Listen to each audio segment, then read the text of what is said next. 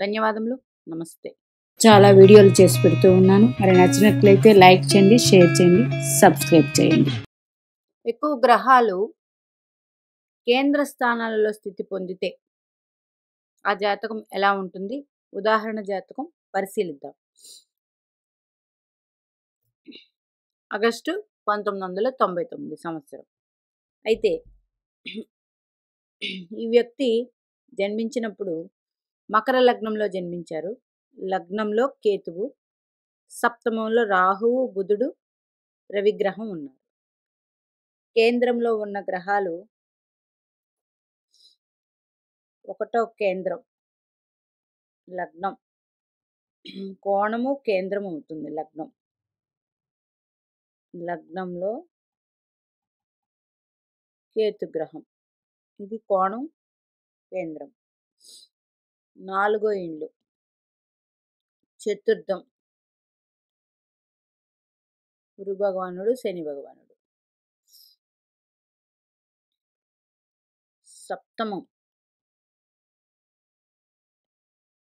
సప్తమ స్థానం బుధ, రాహు, రవిగ్రహం. 10వ స్థానం దశమం కుజగ్రహం. ఇంకా మిగిలింది అష్టమంలో శుక్రుడు, చంద్రుడు. శుక్ర చంద్ర అష్టమంలో సింహరాశిలో. మరి ఇది మకా నక్షత్రం అయితే గ్రహ దశలు మకా నక్షత్రం వీరిది ఇక్కడ అన్నీ రాసి పెట్టి ఉన్నాను చూడండి. 3వ పాదం. సుమారుగా ఒక నక్షత్రంలో 1వ పాదంలో జన్మించి ఉంటే ఆ దశ పూర్తిగా కేతు అనుకోండి 7 సంవత్సరాలు ఉంటుంది. మరి 3వ పాదంలో జన్మించారు కాబట్టి వీరికి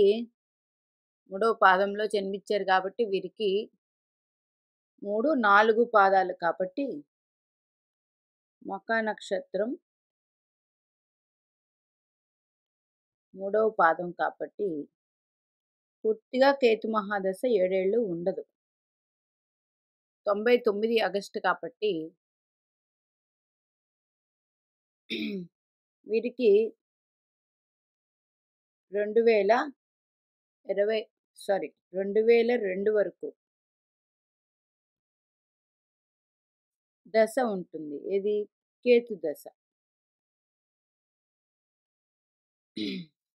తర్వాత శుక్రదశ వస్తుంది. ఈ శుక్రదశ 20 సంవత్సరాలు కాబట్టి మళ్ళీ 28/1/2022 వరకు దశ ఉంటుంది. శుక్రుడి తర్వాత ఎవరొస్తారు? రవి మహాదశ. రవి మహాదశ 6 సంవత్సరాలు అంటే 2028 వరకు వింశోత్తరి మహాదశలు అంటారు. తర్వాత చంద్రదశ 10 సంవత్సరాలు ఉంటుంది. అంటే 28 అంటే 10 కలుపుకుంటే 38 వరకు.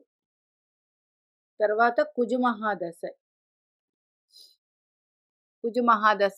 7 సంవత్సరాలు అంటే 2045. తర్వాత రాహు మహాదశ, దీనికి 18 ఏళ్ళు కలపండి. రాహు మహాదశ 18 ఏళ్ళు కలపండి 2063. తర్వాత గురు మహాదశ 2079. ప్రతి గ్రహానికి మెచ్యూరిటీ లెవెల్స్ ఉన్నాయనుకున్నాం. మరి కేతు గ్రహానికి 48 సంవత్సరాలు. కేతు గ్రహానికి 48 అంటే చిన్నప్పుడే అయిపోతుంది వీరికి. అంటే 48 సంవత్సరాల వయసులో వీరికి కేతు ఎఫెక్ట్ ఉంటుంది. ఎందుకు? నక్షత్రాధిపతి కాబట్టి. తర్వాత శని భగవానుడు 98 వరకు దశ. తర్వాత బుధ మహాదశ. ఇది అయ్యాక బుధ మహాదశ వస్తుంది. అక్కడ నుండి 17 సంవత్సరాలు. ఇది జాతక చక్రం ప్రకారం పరాశర మహర్షి మనకి ఇచ్చిన బుధుడు పరాశర మహర్షి మనకి ఇచ్చిన ఆజ్ఞానుసారం 120 సంవత్సరాల వయసుకి రాసి పెడతారు ఒక వ్యక్తికి. ఇప్పుడు 2115 సంవత్సరం. ఇవి దశలు, వింశోత్తరి మహాదశలు. మరి కేతువు 48 సంవత్సరాల మెచ్యూరిటీ లెవెల్స్. శుక్రుడు 35 వేసుకోండి. రవిగ్రహం 22, చంద్రుడు 24, కుజుడు 28, రాహు 32, గురుడు 16, శని భగవానుడు 35, బుధుడు 34. ఇట్లాగా వీరికి మెచ్యూరిటీ లెవెల్స్ ఉంటాయి. అందుకే మనం జన్మించినప్పుడు మనకి దశలు అనుకూలించాలంటే సరైన సమయానికి దశలు వస్తే యోగాన్ని ఇస్తాయి. మరి ఇప్పుడు గ్రహాలు కేంద్రంలో కానీ కోణంలో కానీ స్థితి పొందితే అద్భుతమైన ఫలితాలు అందుకుంటాయి అని చాలా వీడియోల్లో చెప్పుకున్నాం. అయితే ఇందులో కూడా బాధక గ్రహాలు ఉంటాయి, శుభగ్రహాలు ఉంటాయి, శుభస్థానాలకు ఆధిపత్యం వహించినవి ఉంటాయి, పాపస్థానాలకు ఆధిపత్యం వహించిన గ్రహాలు కూడా స్థితి పొందుతాయి. కాబట్టి ఆయా వాటి తాలూకావన్నీ మనకి ఆయా భావానికి కూడా అందిస్తూ ఉంటాయి. ఇప్పుడు ఈ జన్మ మకర లగ్నానికి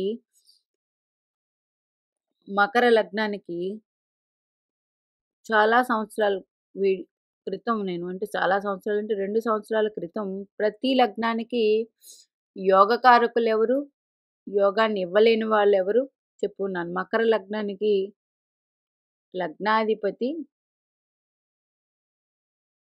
ఎప్పుడు యోగాన్ని ఇస్తాడు,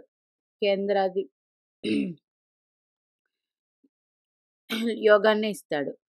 మరి కాలపురుష కుండల చక్రానికి 10వ భావానికి 11వ భావానికి ఆయన ఆధిపత్యం ఇచ్చాడు, మకర కుంభాలకి. ఇలా తీసుకుంటే అది పక్కన పెట్టండి. మకర లగ్నం అయింది, లగ్నాధిపతి శని భగవానుడు కాబట్టి యోగాన్ని ఇస్తాడు. ఎందుకు? లగ్నం అంటే ఒక కేంద్రము ఒక కోణము కాబట్టి ఇచ్చి తీరాలి. ఒక కేంద్ర స్థానానికి ఒక కోణ స్థానానికి ఆధిపత్యం వచ్చిన గ్రహం మంచి ఇస్తుంది. మరి లగ్నం అయిపోయింది, ద్వితీయ స్థానం కూడా కుంభరాశి అవుతుంది మకర లగ్నానికి. లగ్నము ద్వితీయం శని భగవానుడు మకర లగ్నానికి. ఇంకా తృతీయం మీనరాశి అవుతుంది. తృతీయం వ్యయరాశి భావం గురునికి వస్తుంది. ఇది నాట్ ఫేవర్. తర్వాత చతుర్థం కుజుడిది, లాభస్థానం కుజుడు భగవానుడిది వచ్చింది ఈ లగ్నానికి. ఎవరికి? కుజుడికి.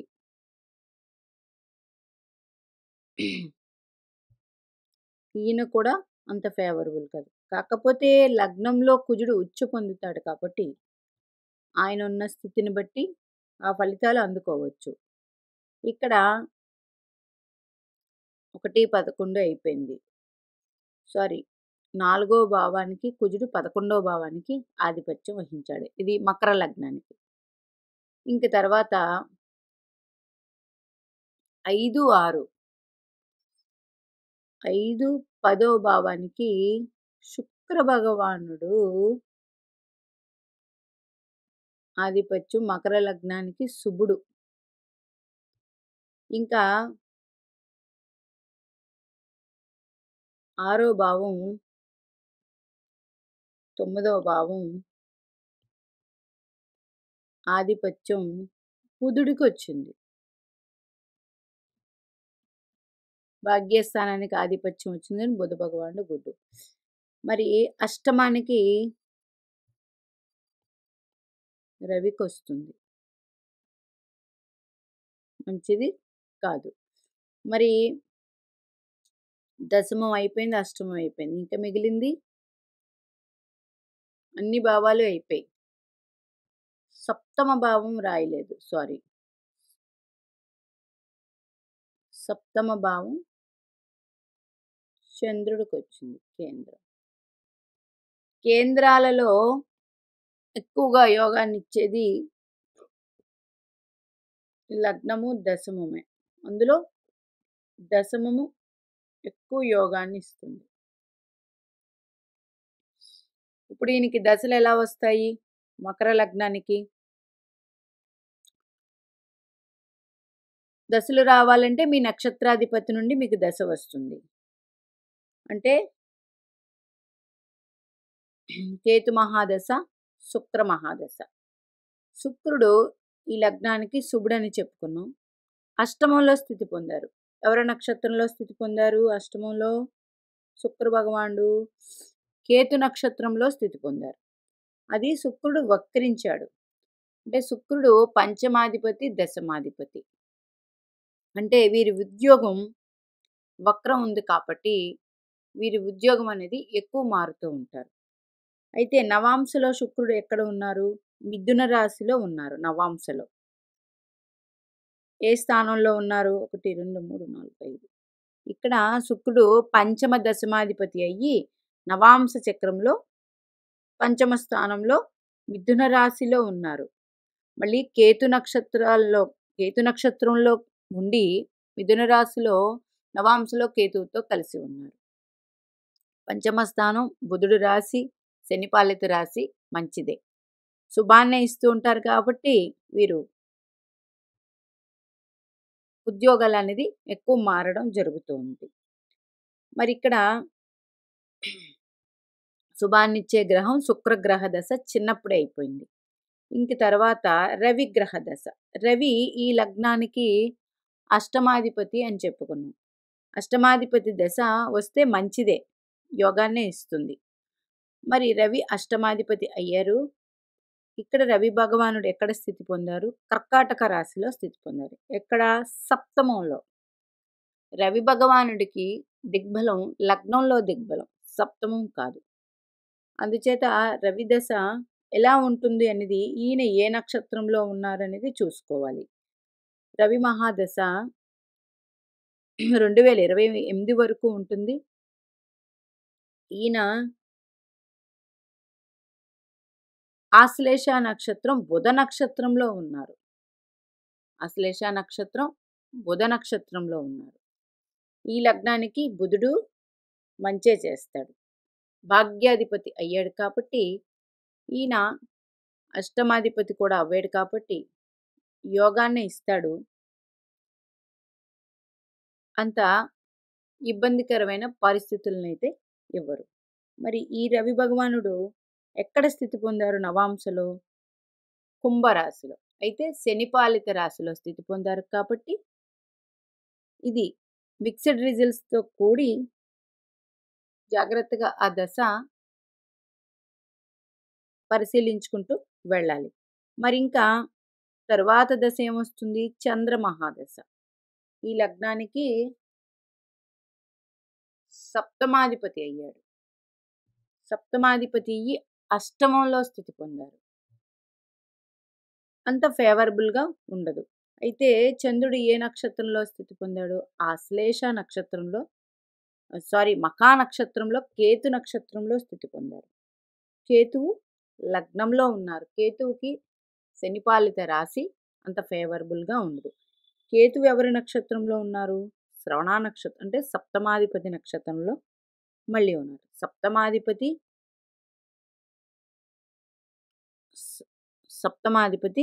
నక్షత్రంలో కేతువు ఉన్నారు. సప్తమానికి ఆధిపత్యం వహించాడు చంద్రుడు. ఇలాగా మొత్తానికి కేతువుతో కనెక్షన్ చంద్రుడికి వచ్చింది. కొంచెం వీరి మనసు, వీరి ఆలోచనలు చిత్ర విచిత్రంగా మారుతూ ఉంటాయి. తర్వాత సప్తమానికి ఎవరు? భార్య, లేక భర్త స్థానం, అలాగే పార్ట్నర్షిప్ బిజినెస్లు ఇవన్నీ ఆలోచించుకొని చేసుకోవాల్సిన విషయం ఉంది. ఇలా తీసుకుందాం. ఇంకా కుజు మహాదశ. మకర లగ్నానికి కుజుడు చతుర్థ లాభాధిపతి అయ్యి దశమంలో దిగ్బలం పొంది ఉన్నారు. కుజునికి దశమం దిగ్బలం మంచిదే. మరి కుజుడు ఎవరి నక్షత్రంలో ఉన్నారు? కుజు భగవానుడు విశాఖ గురుడు నక్షత్రంలో ఉన్నాడు. మరి గురుడు ఈ లగ్నానికి వాపి, అంటే అంత ఫేవరబుల్గా ఉండకపోవచ్చు ఈ దశ. మరి గురుడు ఏమైనా చూస్తూ ఉన్నాడా? 1, 2, 3, 4, 5, 6, 7 గురుడు సప్తమ దృష్టితో చూస్తున్నారు. అదేవిధంగా లగ్నాధిపతి శని కూడా సప్తమ దృష్టితో చూస్తూ ఉన్నారు. అందుకని లగ్నానికి కనెక్ట్ అయి ఉంది ఈ కుజ మహాదశ. లగ్నానికి ఈయన బాధకుడు కూడా కుజుడు. ఎక్కడ ఉన్నారు ఈయన? దశమంలో ఉన్నారు. అంటే ఉద్యోగంలో ఎక్కువ శాతం మార్పులు, ఉద్యోగంలో కొన్ని రకాల ఒడిదుడుకులు ఇవన్నీ ఉంటూ ఉంటాయి ఈ దశలో. తర్వాత వచ్చే దశ రాహు మహాదశ వస్తుంది. రాహువు సుమారుగా 42 సంవత్సరాలకి అలా వస్తారు ఎలాగాను. రాహు ఎక్కడ స్థితి పొందారు? ఈయనకి కర్కాటక రాశిలో. మరి రాహుకి కర్కాటక రాశి అంత ఫేవరబుల్గా ఉండదు. అది కూడా సప్తమంలో రాహు. సప్తమంలో రాహు ఉన్నారు, సూర్యుడున్నాడు, బుధుడున్నాడు. వివాహ విషయానికి కొంచెం జాగ్రత్తగా ఆలోచించుకొని వివాహం అనేది చేసుకోవాల్సి వస్తుంది. ఎందుకంటే ఈ సప్తమంలో 2 పాపగ్రహాలు ఉన్నాయి. ఈ ఈ బుధుడు, రాహువు, సూర్యుడు. సూర్యునికి కర్కాటక రాశి మిత్ర రాశి, రాహుకి బుధుడికి కాదు. మరి సప్తమాధిపతి చంద్రుడు అష్టమంలో సింహరాశిలో ఉన్నారు కాబట్టి ఇబ్బంది ఉండదు. అయితే వివాహ విషయంలో జాగ్రత్తగా ఉండవలసి వస్తుంది. మరి రాహు మహాదశ ఎలా ఉంటుందండి? రాహు మహాదశ సప్తమంలో ఉన్నారు. రాహువు ఈయనకి ఆశ్లేష నక్షత్రంలో ఉన్నారు. అంటే బుధ నక్షత్రంలో ఉన్నారు. ఆశ్లేష నక్షత్రం, బుధ నక్షత్రం. ఈ బుధుడు మకర లగ్నానికి వ్యయాధిపతి. బుధుడు మకర లగ్నానికి షష్టాధిపతి, భాగ్యాధిపతి అయ్యాడు. ఏదైనా ఒక గ్రహం మీకు శుభభావానికి ఆధిపత్యం వహించినప్పుడు ఆ గ్రహం తాలూకా ఇబ్బందులు ఏమీ ఉండవు. అందుకని రాహువు ఆశ్లేష నక్షత్రంలో ఉన్నారు కాబట్టి బుధ నక్షత్రం. రెండోది ఆశ్లేష కూడా. మరి ఆశ్లేష అన్నది ఈ రాహుకేతువులకి కొంచెం సర్ప తాలూకా ఇబ్బందులు అట్లాంటివి ఉంటాయి కాబట్టి రాహువు ఆశ్లేష నక్షత్రం అనేది ఇది కూడా ఇబ్బందుల్ని ఇస్తుంది. రాహు మహాదశ ఛాలెంజెస్తో ఉంటుంది. ఆశ్లేష నక్షత్రం గండాంత నక్షత్రం. మరి అయితే ఈ దశలు ఇలా ఉంటాయి. వీరికి శుక్ర మహాదశ చిన్నప్పుడే అయిపోయింది. శుక్రుడు యోగాన్నే ఇచ్చి ఉంటాడు. చిన్నప్పుడే మీరు అంటే ఎవరైతే ఈ జాతకం ఈరోజు తీసుకున్న జాతకంలో ఉంటారో ఇలాంటి వాళ్ళు అంటే మీకు కానీ మీ జాతకాల్లో ఇలా గ్రహాలన్నీ కేంద్రాల్లో ఉంటే ఎలా ఉంటుంది? మరి ఇప్పుడు చూడండి, లగ్నాధిపతి ఒక కేంద్రంలో ఉన్నారు. అంటే కేంద్ర కోణాధిపతి ఒక కేంద్రంలో ఉన్నాడు. కానీ లగ్నాధిపతి నీచ. గురుడు కూడా ఫేవరబుల్ కాదు, కేంద్రంలో స్థితి పొందారు. గురు మహాదశ కూడా అంత యోగించదు. కాకపోతే కేంద్రాలలో కూడా పాపగ్రహాలు చతుర్థంలో యోగిస్తాయి. శుభగ్రహాలు దశమంలో యోగిస్తాయి. మరి ఈయనకి శుభగ్రహం కుజుడు శుభగ్రహాలు అనేటప్పటికి శుక్ర, గురు, చంద్ర, బుధులు వస్తారు. ఈయన కుజుడయ్యాడు. కుజుడు దశమంలో ఉన్నాడు. అయితే దిగ్బలం పొందాడు. దిగ్బలం పొందిన గ్రహాలు యోగాన్నిస్తాయి. ఏదైనా దిగ్బలం పొందిన గ్రహం యోగాన్నిస్తాయి. అయితే ఆ లగ్నానికి శుభుడా కాదా అని చూసుకోవాలి. యోగాన్ని ఇచ్చినప్పటికీ ఇబ్బందులతో కూడిన యోగాలుంటాయి. ఇప్పుడు చాలామంది రాజకీయ నాయకులే ఉన్నారు. వాళ్ళకి అన్నీ ఉంటాయి. అన్నీ బాగానే ఉంటాయి. కాకపోతే అంతకు తగ్గ శ్రమ ఉంటుంది. ఒక డాక్టర్ ఉన్నారు. మరి ఆ డాక్టరు ఆయనకి రోజంతా ఖాళీ ఉండదు. అది కూడా పెద్ద శ్రమే. ఇలా కుజుడు దశమంలో ఉన్నోళ్ళు కూడా డాక్టరు అవ్వచ్చు. ఎందుకు? శుక్రుడు ఈ లగ్నానికి యోగకారకుడు. దాంట్లో ఉన్నారు. వీరు మంచి ఉద్యోగం కూడా చేస్తారు. అలాగా కొన్ని గ్రహాలు మనకి ఎలాగ ఇస్తాయనేది యోగాన్ని ఇచ్చినప్పటికీ ఇబ్బందుల్ని ఇస్తాయి కాబట్టి అవి రెండు మనం అనుభవించాల్సి వస్తుంది. మరి సప్తమంలో ఇది ఒక కేంద్రం. బుధుడు, రాహువు, సూర్యుడు ఉన్నారు. మరి సప్తమంలో కూడా గ్రహాల స్థితి ఉన్నాయి కాబట్టి అవి మంచే ఇస్తాయి. కానీ అవి కూడా ఇప్పుడే చెప్పినట్టు ఒక వ్యక్తి చాలా బిజీగా ఉంటారు. చాలా బిజీగా ఉన్నప్పుడు ఏమవుతుంది? కుటుంబానికి వాళ్ళు టైం ఇవ్వలేరు. ఇవ్వలేని కారణంగా ఆ కుటుంబంలో భార్య అయినా, పిల్లలైనా కొంచెం సాటిస్ఫాక్షన్‌తో తక్కువగా ఉంటారు. ఎందుకు? ఆయన టైం ఎక్కువ ఇవ్వలేరు. బిజీగా ఉంటారు కాబట్టి. ఇట్లాగా ఉంటది. అంతేగాని జాతకం మొత్తం పాడైపోయిందని అర్థం ఉండదు. అలాగే మనము రాశి చక్రంలో లగ్నం నుంచి ఏదైతే ఎలా చూస్తామో చంద్రుడి నుంచి కూడా మనం చూసుకోవాల్సి వస్తుంది. ఇక్కడ చంద్రుడి నుంచి కుజుడు 3వ స్థానంలో ఉన్నారు. 1, 2, 3, 4, 5, 6లో కేతు ఉన్నారు. 7, 8, 9లో గురు శనులున్నారు. 10లో ఎవరు లేరు. చంద్రుడి నుంచి 3, 6, 10 స్థానాల్లో ఉన్న గ్రహాలు యోగాన్ని కూడా ఇస్తాయి. మరి నవాంశలో చూడండి శని భగవానుడు ఉచ్చు పొందాడు. లగ్నాధిపతి ఉచ్చ క్షేత్రం. ఈ లగ్నానికి తులారాశి యోగకార శుక్రుడు యోగకారకుడు. అంటే శని భగవానుడు మంచి ఇక్కడ నీచ పొందినప్పటికీ శని భగవానుడి యోగాన్ని మాత్రం 100% అందిస్తారు. అలాగే ఈ లగ్నానికి గురుడు అంత ఫేవరబుల్గా ఉండడు. కానీ ఇక్కడ ఉచ్చ పొంది ఉన్నారు. అంటే గురు భగవానుడి బలం కూడా ఉంటుంది. అలాగే ఈ లగ్నానికి బుధుడు షష్ఠ భాగ్యాధిపతి కాబట్టి నవాంశలో బుధుడు ఉచ్చ క్షేత్రంలో ఉన్నారు.